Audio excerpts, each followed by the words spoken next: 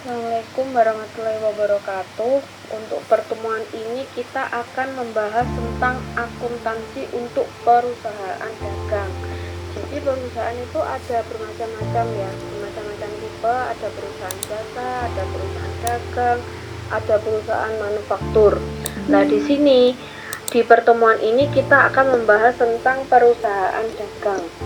Kita lihat dari ini apa ini? Tabel saya ini berarti bentuknya apa ini? Ada pendapatan, ada beban, ada laba bersih. Berarti ini dilihat dari laba ya. Dari cara memperoleh laba itu beda. Jadi kalau perusahaan perusahaan jasa itu hanya melibatkan pemberian jasa ke pelanggan. Pendapatan atas pelayanan yang diberikan dilaporkan sebagai pendapatan jasa. Jadi contohnya itu ada pendapatan jasa. Terus ada beban operasi yang muncul dalam penyediaan jasa, itu adalah pengurang dari pendapatan jasa, sehingga nanti akan mendapatkan laba bersih. Itu kalau perusahaan jasa. Berarti semua beban-beban operasional itu akan mengurangi pendapatan jasa, akan mengurangi, kalau bahasanya kayak penjualan gitu ya, karena ini adalah perusahaan jasa, jadi akan mengurangi pendapatan jasa. Tapi untuk perusahaan dagang itu kan pasti melibatkan pembelian dan penjualan barang. Jadi awalnya itu kan perusahaan harus membeli barang untuk dijual toh. Ketika barang tersebut dijual, pendapatan dilaporkan sebagai penjualan dan biaya diakui sebagai beban, yang nantinya akan disebut sebagai beban pokok penjualan. Terus biaya barang-barang yang terjual dikurangkan dari penjualan, nanti hasilnya itu masih laba kotor. Jadi penjualan yang didapat dari ini perusahaan dagang ya, penjualan yang didapat nanti akan dikurangi sama biaya-biaya barang tersebut. Itu masih laba kotor. Terus nanti setelah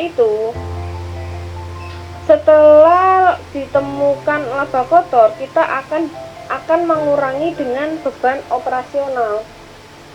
Nah, sisa barang dagang yang belum terjual di akhir periode tersebut akan disebut sebagai persediaan barang.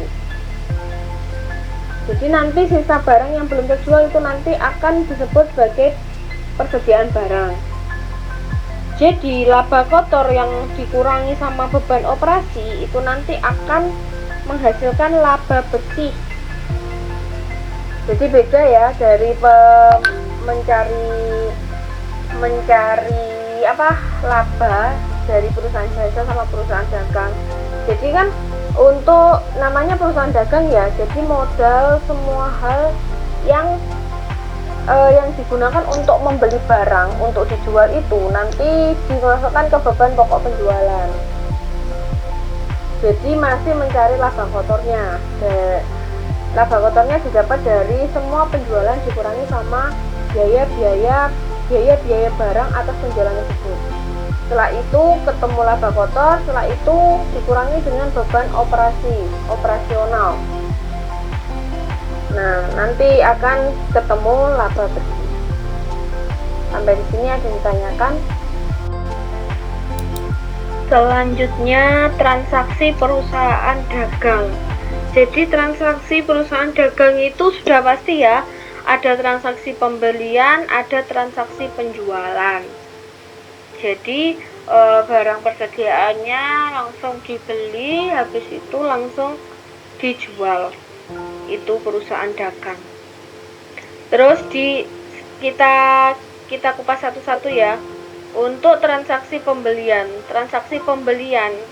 dalamnya itu ada dua sistem persediaan, yaitu persediaan perpetual sama persediaan periodik. Jadi kalau sistem persediaan perpetual itu adalah semua pembelian dan penjualan barang dicatat dalam akun persediaan dan buku besar yang berkaitan. Jadi jumlah barang tersedia untuk dijual dan jumlah yang terjual itu semua dilaporkan dalam catatan persediaan secara terus-menerus. Jadi ketika ada pembelian persediaan langsung dicatat persediaan. Kalau ada penjualan dicatat lagi, berarti persediaannya berkurang. Jadi terus-menerus dicatat seperti itu. Tapi gimana dengan sistem persediaan periodik? Jadi kalau sistem persediaan periodik itu adalah catatan persediaan tidak menunjukkan jumlah yang tersedia untuk dijual atau jumlah terjual selama periode tertentu. Jadi kalau yang periodik itu contohnya gini loh. Kalau perusahaan jual rumah, ya toh, jual rumah atau perumahan, itu kan biasanya kan beli tanah, beli kafling, terus habis itu dibangun dan lain sebagainya. Itu nanti masuknya ke persediaan periodik. Jadi bukan kok beli tanah terus tanahnya nanti masuk persediaan, enggak kan? Jadi harus jadi rumah dulu baru masuk ke persediaan. Tapi kalau yang perpetual itu kayak perusahaan dagang, namanya buku, jual beli buku, berarti kan jenengan beli buku, jual buku langsung ya, itu nanti persediaannya langsung ditulis di jurnal dan di buku besar. Sebagai gantinya, sebuah daftar persediaan yang tersedia nanti untuk yang sistem periodik itu nanti disebut persediaan fisik. Jadi disiapkan pada akhir periode akuntansi. Jadi biasanya kalau yang periodik itu tuh sudah terjual, itu baru kita ngitung persediaannya, kita ngitung harga pokok penjualannya. Persediaan fisik digunakan untuk menentukan nilai persediaan yang tersedia pada akhir periode dan nilai persediaan yang terjual selama periode tersebut. Jadi ketika sudah dijual itu baru kita bisa tahu untuk harga pokok penjualannya berapa.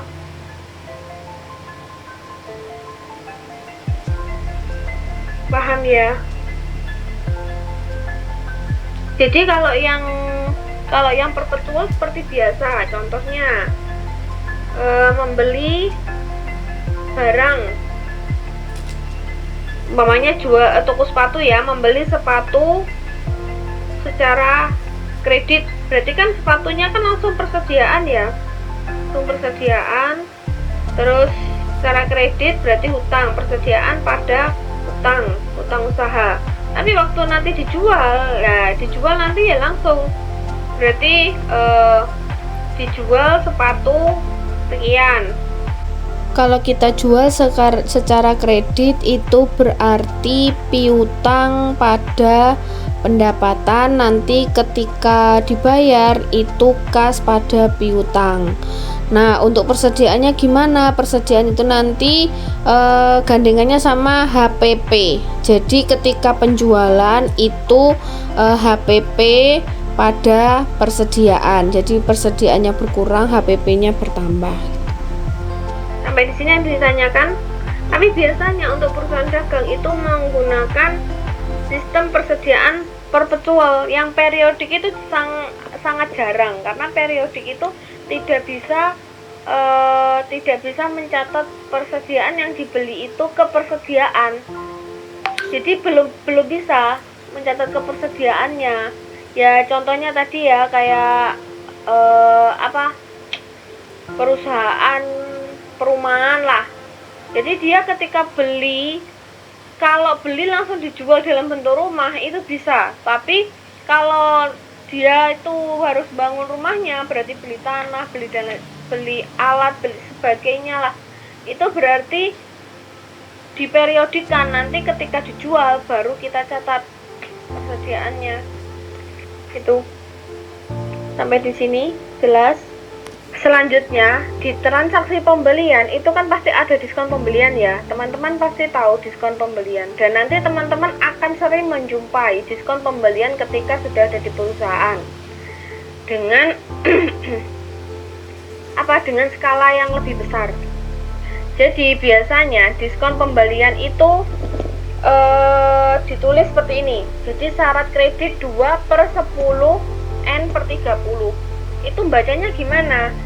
Jadi bacanya gini, penjual akan memberikan diskon 2% ketika kita membayar 10 hari setelah pembelian yang jatuh temponya 30 hari.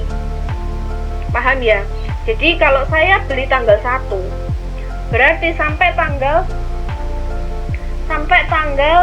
11 ya, sampai tanggal 11 itu nanti kalau saya membayar lunas itu nanti akan mendapatkan diskon 2%.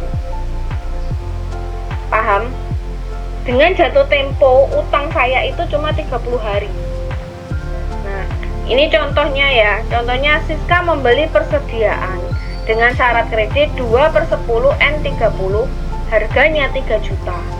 Ini nanti bisa berubah ya, nggak harus seperti ini, terserah sama supplier kita, terserah sama orang yang menjualnya. Jadi bisa saja 3/10 N30 bisa, 5/10 N30 bisa.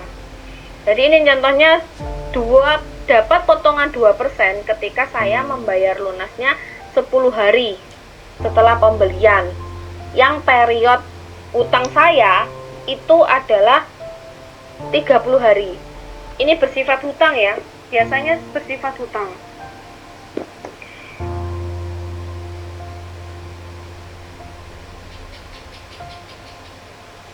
Jadi untuk di jurnal saya itu yang pertama,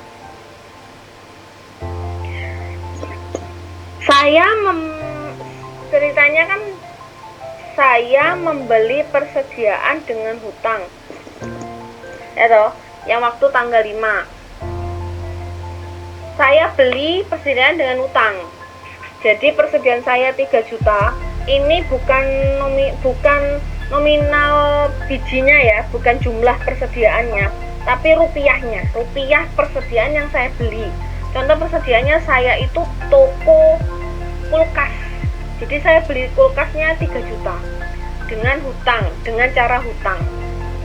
Tapi saya itu pengen mendapatkan diskon. Sebesar 2%. Tak bayarlah hutangnya. Jurnalnya gimana? Ya tetap hutang usaha dianggap 3 juta. Ya toh, kan harus dinolkan hutangnya. Jadi saya membayar tetap 3 juta. Tapi saya membayarnya nggak 3 juta toh, karena saya kena diskon 2%. Jadi saya membayar ke tokonya itu cuma 2.940. Betul ya? Saya membayar ke tokonya 2.940. Nah, terus Bu, lagak balance, utangnya debet 3 juta, terus kasnya saya itu 2.940.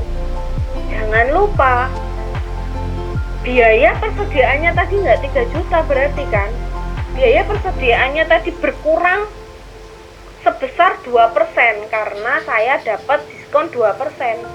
Berarti kreditnya itu kas sama persediaan. Jadi waktu saya dapat diskon, nanti jurnal saya hutang usaha pada kas dan persediaan. Karena persediaannya nggak 3 juta toh. Jadi saya membeli kulkasnya itu kan nggak 3 juta karena saya dapat diskon 2%. Akhirnya kulkas saya itu hanya 2.940. Di jurnal jenengan, kalau jenengan tidak kreditkan persediaan 60.000, nanti persediaannya akan tetap 3 juta. Nah, makanya harus dikredit persediaan 60.000 sehingga rekod persediaan jenengan itu 2.940. Itu kalau saya dapat diskon. Nah, kalau yang jurnal bawahnya ini ketika saya tidak mendapat diskon. Kalau saya tidak mendapatkan diskon, berarti ya tetap hutang usaha waktu saya membayar ya. Hutang usaha 3 juta, kas 3 juta. Jadi tidak ada diskon. Sampai di sini ada yang ditanyakan? Selanjutnya, di transaksi pembelian itu ada yang namanya retur dan potongan pembelian. Jadi apa bedanya potongan pembelian sama diskon? Nah, ini nanti kita bahas ya. Jadi di retur dan potongan pembelian itu kan bisa terjadi toh. Seorang pembeli bisa saja mengajukan pengembalian persediaan yang biasa disebut retur, ya toh, retur pembelian, atau permintaan potongan harga yang disebut potongan pembelian itu ketika terdapat persediaan yang rusak. Jadi gini, potongan pembelian itu bisa terjadi ketika kita sudah keluar faktur ya, faktur pembelian seharga katakanlah 3 juta. Itu dalam jumlah 300 piece lah. Ternyata ada yang rusak 10 piece. Nah, akhirnya kan kita retur. Dan pembelian itu tadi kan akhirnya kita dapat potongan pembelian karena rusak, karena retur itu tadi, karena rusak itu tadi kita akhirnya dapat potongan pembelian. Jadi nggak 3 juta lagi itu. Biasanya pembeli itu mengirimkan surat atau memorandum debit ke penjual untuk memberitahukan kepada penjual alasan kenapa barang tersebut dikembalikan. Nah, langsung ke contoh ya. Jadi contohnya pada tanggal 2 Mei, Solusinet membeli barang senilai 5 juta dari Apple Data Link dengan syarat 2/10 N/30. Berarti ini bacanya gimana? Dia akan dapat diskon 2% ketika hutang pembelian ini dibayar dalam 10 hari dengan period utangnya 30 hari. Terus pada tanggal 4 Mei, Solusinet mengembalikan barang senilai 3 juta yang dibeli tanggal 2 Mei. Mungkin ini dikembalikan karena rusak, karena ada cacat, makanya dikembalikan. Bukan jumlahnya, bukan jumlah piece-nya loh ya, 3 juta ini, tapi rupiahnya. Jadi yang dikembalikan berapa piece itu kalau dirupiahkan ternyata 3 juta. Jadi kita kembalikan 3 juta. Terus karena Solusinet itu pengen dapat diskon, dia membayarnya tanggal 12 Mei. Membayar faktur awal dikurangi retur dan diskon. Langsung ke jurnal ya. Berarti pada tanggal 2 Mei jurnalnya gimana? Karena dia membeli seharga 5 juta. Berarti ditulis ya persediaan pada hutang usaha 5 juta. Ternyata ada pengembalian barang, ada retur, ada yang rusak, dikembalikan sebesar 3 juta. Berarti hutang usaha ini harus dibalik ya, hutang usaha 3 juta, persediaan 3 juta. Harus dibalik. Terus setelah itu, karena Solusinet pengen mendapatkan diskon 2%, dia membayar hutangnya tanggal 12. Jadi sisanya berapa tadi hutangnya? Kan 5 juta sudah dikurangi 3 juta, berarti sisanya 2 juta ya, 2 juta. Diskonnya itu 2% dari 2 juta berarti 40.000. Berarti dia bayarnya 1.960.000. Dibayar 1.960.000. Persediaannya, jangan lupa persediaannya bukan 2 juta. Tapi sudah dikurangi 40.000. Jadi jenengan harus kredit 40.000. Kalau tidak dikredit, berarti nanti persediaan, coba dilihat, persediaan di debitnya itu berarti masih 2 juta, padahal tidak 2 juta, tapi 1.960. Paham ya? Sampai di sini ada yang ditanyakan? Selanjutnya adalah transaksi penjualan. Tadi kita sudah bahas transaksi pembelian ya. Sekarang kita bahas transaksi penjualan. Jadi transaksi penjualan itu ada apa saja? Ada penjualan tunai, ada penjualan kredit, ada diskon penjualan, ada retur dan potongan penjualan. Jadi sama saja. Kalau yang tadi itu dianggap kita itu adalah membeli, yang di sini itu kita adalah menjual. Jadi menjual itu juga ada diskon penjualan, ada retur penjualan. Terus selanjutnya kita akan bahas satu-satu ya. Penjualan tunai. Penjualan tunai tidak asing lagi untuk jenengan semua. Jadi ketika penjualan tunai berarti kita menjual langsung dibayar tunai. Jadi jurnalnya apa? Kas, ya toh. Kas, kita masuk kas pada penjualan, pada pendapatan, ya toh. Nah terus Bu, persediaan. Nah persediaannya nanti itu akan kita pasangkan dengan beban pokok penjualan. Beban pokok penjualan. Nah ini semakin kesini jurnalnya akan nanti semakin rumit. Jadi ketika kita menjual itu jurnalnya adalah kita menjual secara tunai ya. Berarti kas masuk, ya toh, kas debit pada penjualan. Jangan lupa saldo normal penjualan. Ketika kita ada penjualan bertambah itu malah ada di kredit. Berarti kas pada penjualan. Penjualan di situ berarti adalah beban pokok penjualan sudah ditambah dengan laba ya, sudah dihitung dengan laba ya. Jadi untungnya kita yang mau kita ambil berapa untuk penjualan. Nah, untuk mencatat beban pokok penjualannya itu nanti debit, kreditnya adalah persediaan. Jadi pokok penjualannya itu berapa sih? Ternyata contoh nih ya, saya menjual galon. Saya menjual galon 20.000. Berarti secara tunai ya. Saya menjual galon 20.000 secara tunai. Berarti kas pada penjualan. Yaitu penjualan saya. Beban pokok penjualan saya lah, galon saya tadi saya belinya berapa? Katakanlah 18.000. Berarti beban pokok penjualan 18.000 pada persediaan 18.000 itu.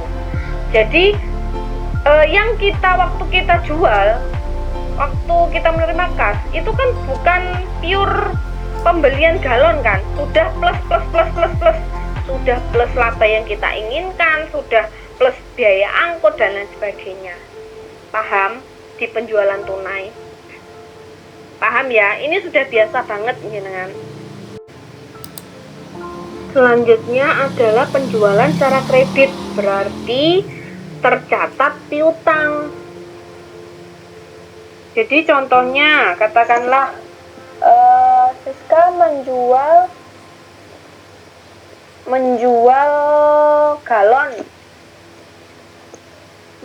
galon 5 juta secara kredit. Berarti debitnya apa? Debitnya piutang usaha pada penjualan. Terus setelah itu beban pokok penjualan pada persediaan. Jangan lupa beban pokok penjualan itu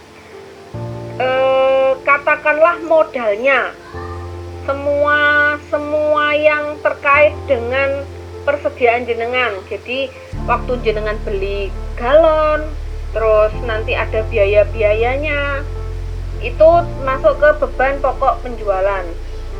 Jadi uang yang jenengan terima dari penjualan itu pasti berbeda karena itu sudah plus sama laba yang jenengan inginkan. Kalau yang di gambar saya itu contohnya ya, contohnya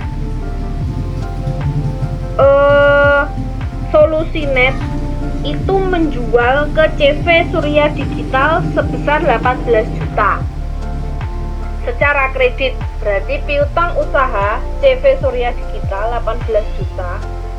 Untuk kreditnya adalah penjualan karena tercatat penjualan ya.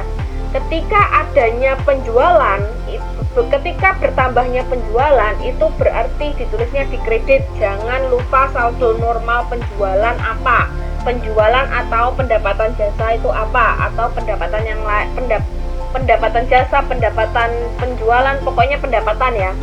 itu di mana saldo normalnya. Kalau dia bertambah berarti dikredit. Sudah ya. Setelah itu, beban pokok penjualan. Si solusi net ini beban pokok penjualannya berapa atas penjualan tersebut? Ternyata 10.800.000 untuk beban pokok penjualannya. Jadi beban pokok penjualan pada persediaan 10.800.000. Sudah sampai sini ada yang ditanyakan? Selanjutnya adalah diskon penjualan. Jadi di sini kasusnya bukan kita yang diberi diskon, tapi kita yang memberi diskon.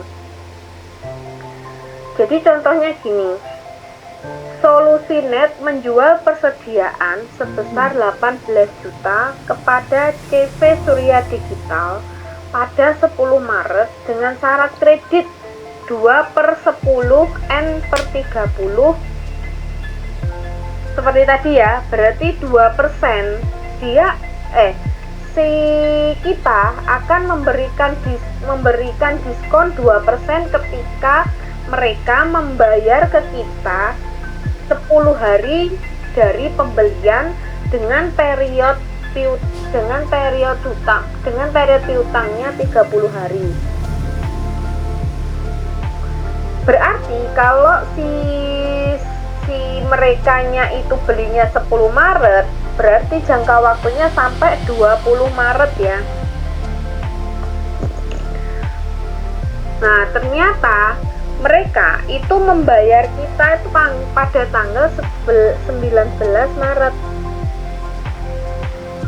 Berarti yang dibayar ke kita itu bukan 18 juta lagi, karena mereka ada diskon 2%.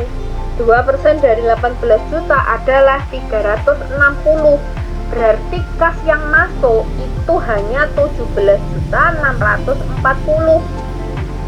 Diskon penjualannya adalah 360.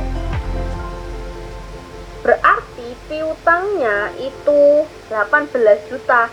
Jadi ketika dia membeli barang seharga 18 juta, itu kita catatnya tetap piutang 18 juta pada penjualan 18 juta.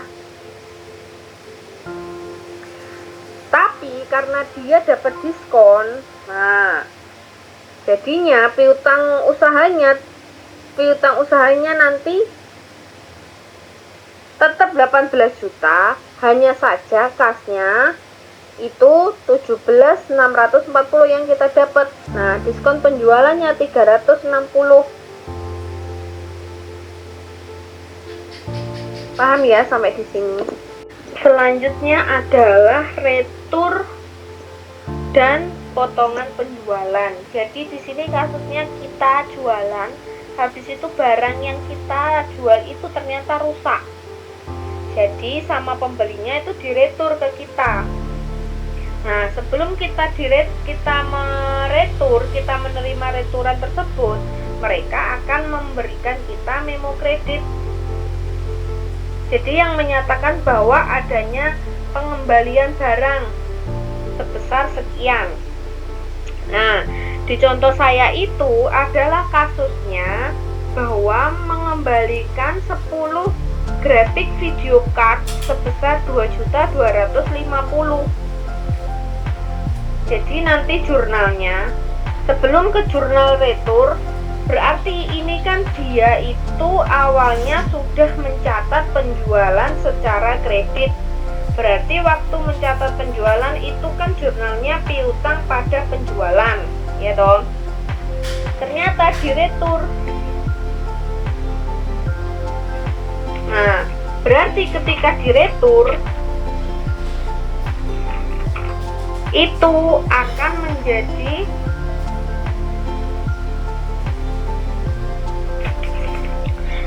sama dibalik kayak tadi. Jadi waktu diretur, dia mereturnya ternyata 2.220. Returnya ke kita 2.220. Berarti jurnalnya adalah retur dan potongan penjualan itu kan 2.250. pada piutang usaha. Piutang usahanya kita kurangi 2.250.000. Paham ya? Lalu untuk persediaannya jangan lupa, persediaannya bukan 2.250.000, bukan loh ya. Itu sudah dengan keuntungan yang jenengan inginkan. Jadi persediaannya ternyata beban pokok penjualannya ternyata untuk retur 2.250.000 itu adalah 1.600.000. Jadi persediaannya debit 1.600.000, beban pokok penjualannya kredit 1.600.000. Paham ya? Jadi kalau kita jualan itu kan persediaan sama barang yang sama uang yang kita terima itu kan tidak sama. Barang yang kita jual sama piutang yang kita akui itu kan tidak sama toh. Saya jualan galon itu saya belinya itu 18.000, berarti kan saya jualnya 20.000 toh. Berarti piutang usahanya kan 20.000. Piutang usaha 20.000 pada penjualan 20.000. Tapi persediaan saya bukan 20.000, tapi persediaan saya hanya 18.000. Beban pokok penjualan pada persediaan 18.000. Tuh. Jadi di sini ketika diretur 2.250.000, ya persediaannya yang masuk bukan 2.250.000, tapi sebesar beban pokok penjualannya. Sebesar barang yang diretur ke kita itu berapa sih? Modal barang tersebut berapa? Ternyata cuma 1.600.000. Berarti persediaan yang kembali juga 1.600.000 pada beban pokok penjualan 1.600.000. Itu ada yang ditanyakan? Selanjutnya silahkan dikerjakan soal berikut ini, dikumpulkan minggu depan. Oke, selanjutnya untuk bab selanjutnya. Untuk selanjutnya adalah laporan keuangan untuk perusahaan dagang. Jadi meskipun transaksi persediaan itu mempengaruhi laporan posisi keuangan atau neraca di persediaan, transaksi itu lebih mempengaruhi laporan laba rugi. Jadi laporan laba rugi perusahaan dagang itu biasanya disiapkan dalam dua format, yaitu tidak langsung dan bentuk langsung. Jadi ada dua format ya, bentuk yang tidak langsung sama langsung. Itu untuk dagang. Kenapa kok bisa ada dua? Karena nanti kalau yang dibentuk tidak langsung nanti ada retur, terus nanti ada diskon dan lain sebagainya. Nanti akan dijelaskan slide berikutnya. Kita akan perinci ya. Untuk selanjutnya itu laporan laba rugi tidak langsung. Laporan laba rugi tidak langsung itu kenapa kok ada laporan laba rugi tidak langsung? Karena ada di dalamnya itu ada beberapa bagian atau subbagian dan subjumlah.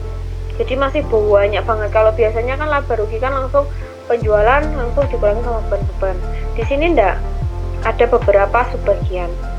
Di antaranya apa saja? Ada pendapatan dari penjualan, ada beban pokok penjualan, ada laba kotor, terus nanti ada laba operasi. Jangan lihat di gambar sebelahnya ya. Jadi pendapatan dari penjualan nanti akan dikurangi dengan retur dan potongan penjualan dan diskon penjualan. Ya, jadi retur dan potongan penjualan itu nanti ditambah diskon penjualan nanti untuk pengurang dari penjualan.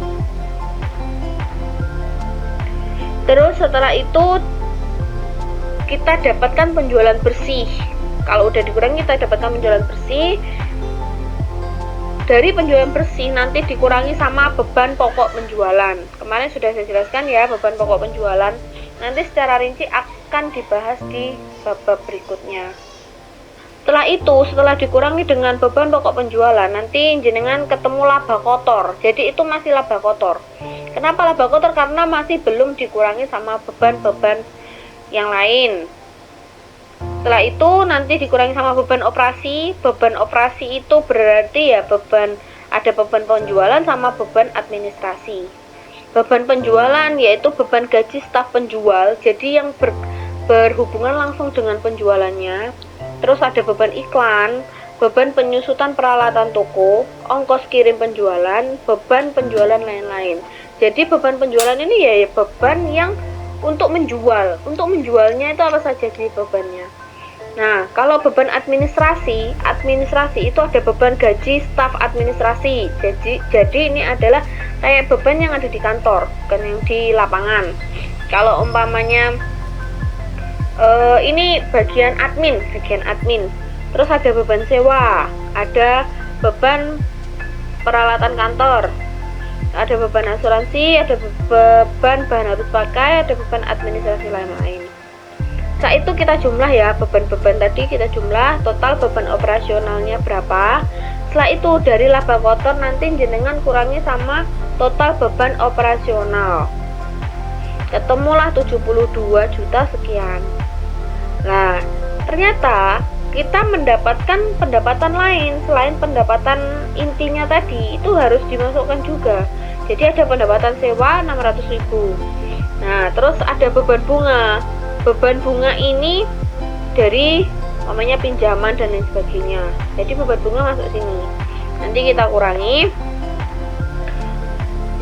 Pokoknya bunga-bunga ya, beban bunga, entah bunga pinjaman,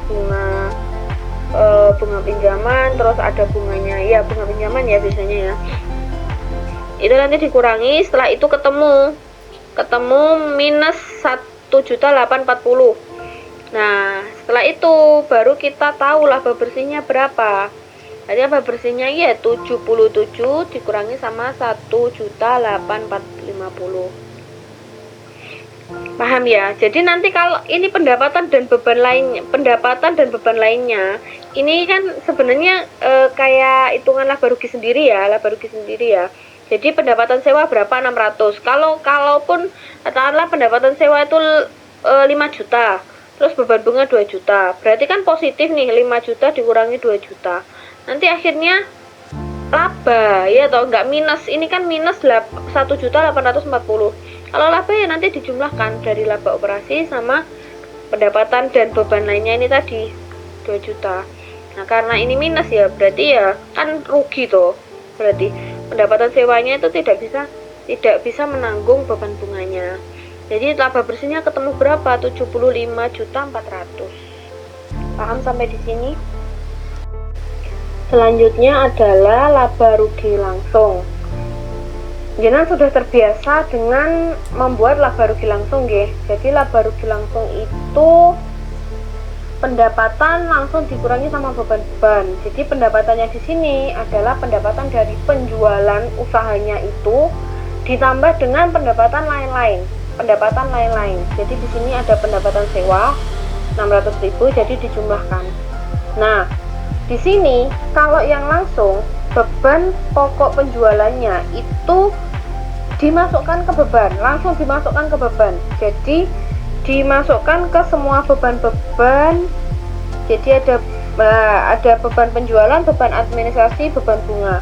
Jadi beban penjualannya tidak terperinci, beban administrasinya juga tidak terperinci, jadi langsung ya. Terus ada beban bunga, nanti beban-beban dijumlah nanti menjadi pengurang dari jumlah pendapatan. Jadi untuk bentuk laba rugi langsung ini menekankan dari jumlah pendapatan dan jumlah beban sebagai faktor yang menentukan laba bersih. Nah, tapi di sini tidak terdapat laba kotor dan laba operasi. Jadi tidak ada ya laba kotor. Laba kotor itu berarti kan laba dari penjualannya, laba dari usahanya, laba kotor ya. Tapi kalau yang laba operasi itu laba dari pendapatan lain-lain. Jadi di sini tidak ada kalau yang langsung. Selanjutnya laporan perubahan ekuitas. Seperti biasa nggih, seperti yang jenengan semua sudah buat, sudah kerjakan yang sebelum-sebelumnya. Laporan perubahan ekuitas itu terdiri dari modal pertama. Modal pertamanya berapa? Kalau digambar jenengan simak itu 153.800.000. Setelah itu laba bersih tahun berjalan. Tadi laba bersihnya berapa? 75 ya. 75.400.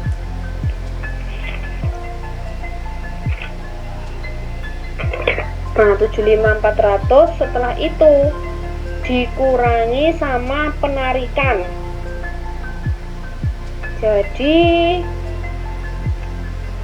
57.400. Nah, 57.400 itu tadi ditambahkan dengan modal. Dengan modal yang awal tadi 153.800.000. Totalnya modal cinta cita itu 211.200.000. Ini jenengan semua sudah pernah mengerjakan, sudah pernah membuat, sering membuat, jadi saya kira pasti paham. Selanjutnya, laporan posisi keuangan atau biasa jenengan sebut neraca. Jadi, laporan posisi keuangan dapat disajikan sebagai berikut. Jenengan lihat ada aset, ada liabilitas, ada ekuitas pemilik. Jadi aset itu ada aset lancar, ada aset tetap. Terus liabilitas atau kewajiban itu ada liabilitas lancar, ada liabilitas jangka panjang. Nah, untuk ekuitas pemilik ini ada modal. Jadi modal cinta-cita itu sudah mencakup, sudah di dalamnya ada laba ya. Tadi saya sebutkan bahwa untuk perubahan ekuitas itu sudah termasuk di dalamnya ada laba bersih. Sampai di sini yang ditanyakan seperti biasa ya, ini ya jenengan semua sudah membuatnya ini berulang kali. Jadi saya yakin jenengan semua bisa untuk membuat neraca. Selanjutnya proses penyesuaian dan penutupan. Penyesuaian yang biasanya terjadi itu kan ya jenengan wis udah biasa ya. Jadi penyesuaiannya apa aja, kayak gaji, listrik, beban air, penyusutan dan lain sebagainya. Ada penyesuaian yang berbeda. Di sini tuh contohnya yang kehilangan persediaan. Jadi penyesuaian di sini itu karena dia itu perusahaan dagang. Jadi katakanlah jual buku, jual pulpen, terus pulpennya hilang. Jadi gimana sih penyesuaiannya? Jadi dalam persediaan perpetual sudah saya jelaskan ya di slide atas. Persediaan itu nanti akan terpisah, dikelola dalam buku besar dan diperbarui secara terus-menerus ketika ada penjualan maupun pembelian. Jadi langsung ada akun namanya persediaan gitu ya. Jadi dalam satu periode tertentu itu nanti akan menunjukkan jumlah persediaan yang terjual setiap saat. Namun, pada perusahaan dagang kadang kan mengalami kehilangan persediaan karena pencurian atau kesalahan dalam pencatatan atau penghitungan persediaan. Akibatnya, perhitungan persediaan secara fisik yang dilakukan pada akhir periode dapat berbeda dengan jumlah persediaan yang ditunjukkan dalam catatan persediaan. Jadi, real faktanya dengan catatannya itu berbeda. Oleh karena itu, selisih tersebut biasanya dinamakan penyusutan persediaan atau kehilangan persediaan. Jadi, jenengan lihat ya gambar yang sudah saya tampilkan. Jadi, jurnalnya gimana kalau ada kehilangan? Berarti beban pokok penjualan pada persediaan.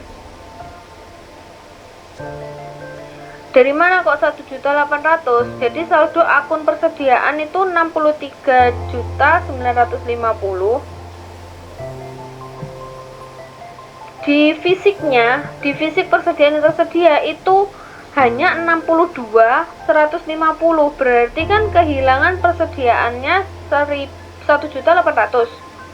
Ya kan? Jadi di catatannya itu ada 63.950, tapi fisiknya ada 62.150. Berarti harus dikurangi ya di catatannya, di akun persediaan kan harus dikurangi. Jurnalnya adalah beban pokok penjualan 1.800.000 pada persediaan. Jadi persediaan yang di catatan loh. Ini kita ngomongin di catatan loh ya. Di fisiknya kan pasti bener toh. kita pasti kan mengacu pada fisiknya kan benar. Jadi yang di catatan persediaan itu harus dikurangi 1.800.000, harus dikredit. Jadi jurnalnya gini ya. Selanjutnya adalah ayat jurnal penutupan. Ayat jurnal penutupan untuk perusahaan dagang itu sama dengan ayat jurnal untuk perusahaan jasa. Jadi ada 4 ayat jurnal penutup ya, seperti yang sebelumnya, pertemuan sebelumnya, yaitu sebagai berikut. Yang pertama, mendebet akun-akun sementara dengan saldo kredit seperti penjualan dan mengkredit ikhtisar laba rugi. Yang kedua, mendebit akun-akun sementara dengan saldo debit seperti berbagai macam beban termasuk retur dan potongan penjualan, diskon penjualan, dan beban pokok penjualan, dan mendebit akun ikhtisar laba rugi. Jadi akun-akun tersebut nanti debitnya adalah laba rugi.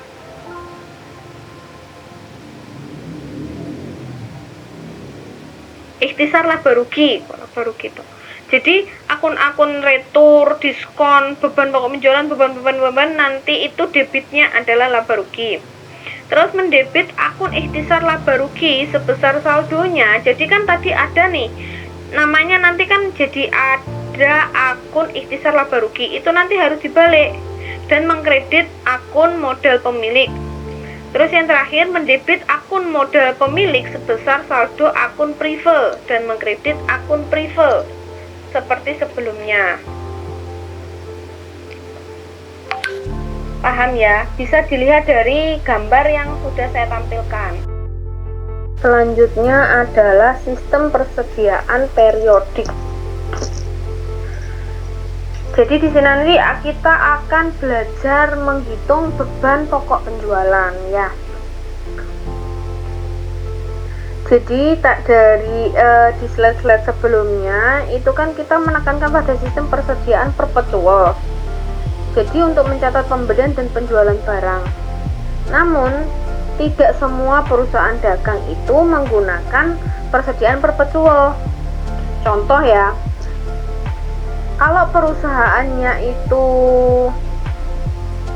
kayak apa, CPU, jual beli CPU dan lain sebagainya, kan itu kan ada piranti-piranti kecil ya. Jadi ketika membeli alat-alatnya untuk merakit itu kan tidak bisa toh waktu membeli langsung dibuat persediaan barangnya itu loh, kan itu kan belum jadi persediaan. Nah disitulah dia tidak bisa menggunakan perpetual. Jadi umpamanya beli kabel, beli baut, belian itu kan bukan persediaan toh. Kalau saya itu toko CPU, mamanya toko CPU rakitan. Jadi kan yang kayak kabel, terus apa ya, IC dan lain sebagainya lah, yang di dalamnya CPU itu kan kalau saya beli bijian, saya beli terpisah, itu kan belum bisa dikatakan persediaan. Jadi untuk jual belinya itu juga tidak bisa langsung. Nah akhirnya persediaannya itu jenengan menggunakan dengan metode periodik, persediaan periodik. Jadi persediaan perpetual manual sangat memakan waktu dan biaya jika dilakukan. Maka sistem persediaan periodik dalam hal ini akan digunakan. Pada sistem persediaan periodik, pencatatan pendapatan dari penjualan dilakukan dalam cara yang sama dengan perpetual. Jadi setiap kali terjadi penjualan. Namun untuk beban pokok penjualan itu tidak bisa langsung dicatat setiap kali terjadi penjualan, tidak bisa. Beban pokok penjualan itu harus dihitung dulu seperti gambar yang saya tunjukkan ya. Jadi caranya pembelian dari piranti-piranti. Contohnya tadi saya jualan CPU ya. Piranti-piranti itu berapa total pembeliannya? 521.980.000. Terus dikurangi retur dan potongan pembelian dan diskon pembelian. Jadi totalnya itu tadi 11.625, itu jadi pengurang dari pembelian saya. Jadi pembelian bersih saya itu 510. Setelah itu ditambah dengan ongkos kirim. Ongkos kirimnya semua total 17.400.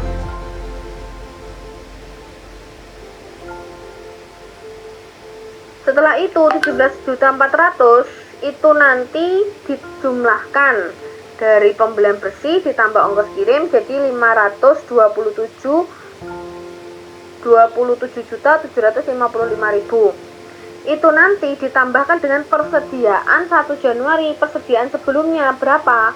59.700. Jadi total barang tersedia untuk dijual adalah 587.455.000.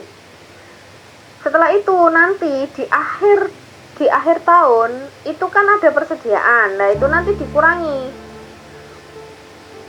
dari barang tersedia untuk dijual 587.455 saya kurangi sama persediaan di 31 Desember 2016 yaitu 62.150. Berarti beban pokok penjualannya berapa? 525.305. Ini nanti ditaruh di laba rugi.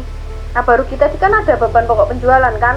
Kalau beban pokok penjualan di laba rugi itu perusahaannya menggunakan sistem perpetual langsung bisa. Tapi kalau periodik tidak bisa. Periodik itu berarti harus selesai dulu semua baru dihitung beban pokok penjualannya berapa. Paham ya? Jadi kan kalau jenengan jualan buku berarti kan ya beli buku jual buku, enak, beban pokok penjualannya bisa langsung.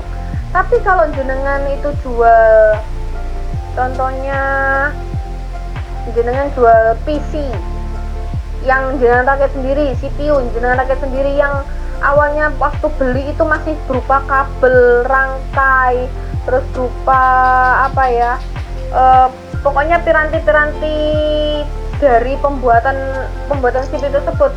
Itu kan kalau beli ya nggak bisa toh langsung dibuat apa persediaan, pasti kan harus dirakit dulu, harus ada biayanya, ada ininya dari A, B, C, D, F, G lah, akhirnya nanti dihitung sendiri beban pokok penjualannya. Paham ya? Oke, itu tadi materi terkait akuntansi untuk perusahaan dagang. Terima kasih atas perhatiannya. Wassalamualaikum warahmatullahi wabarakatuh.